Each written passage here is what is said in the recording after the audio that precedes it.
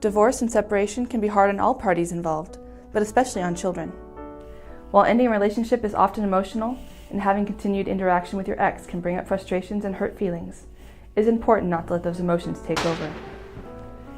Even in difficult breakups, separated and divorced parents will still need to communicate with each other during parenting time exchanges and when making decisions about their children. And yet, denial of parenting time is one of the most common issues non-custodial parents face after divorce or separation. According to a U.S. Census report, only 17.8% of custodial parents were fathers, making over 70% of custodial parents mothers. According to research conducted by Joan Berlin Kelly, the author of Surviving the Breakup, 50% of mothers see no value in the father's continued contact with his children after a divorce.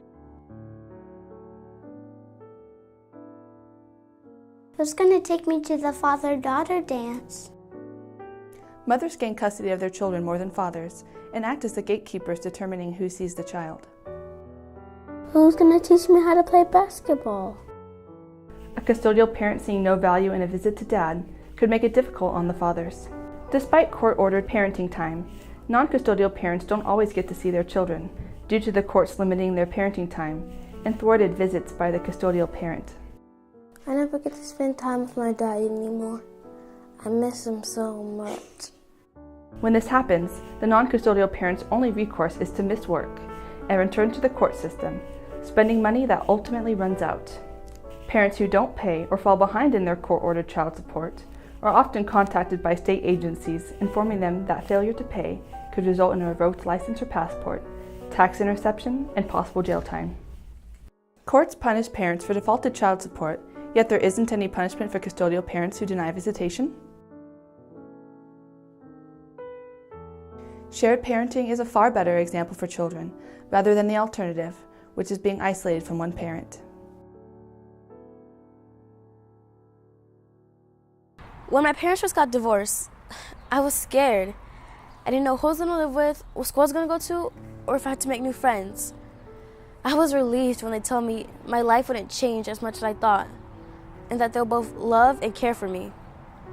Both of my parents are involved in my school activities and have no problem grounding me when I break the rules. I know it's because one day I asked my mom to go to her friend's house, and she says, "Didn't your dad already tell you no?" I was busted.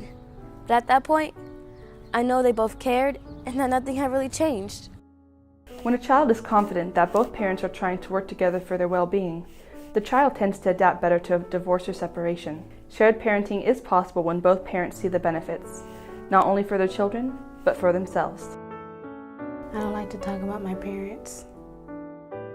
Whenever I ask to go to my dad's house, my mom always says we have something else to do.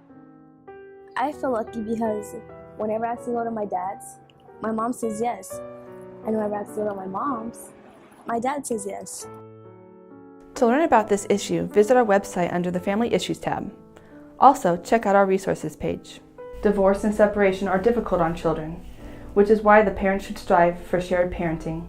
Because separate yet together, families are forever.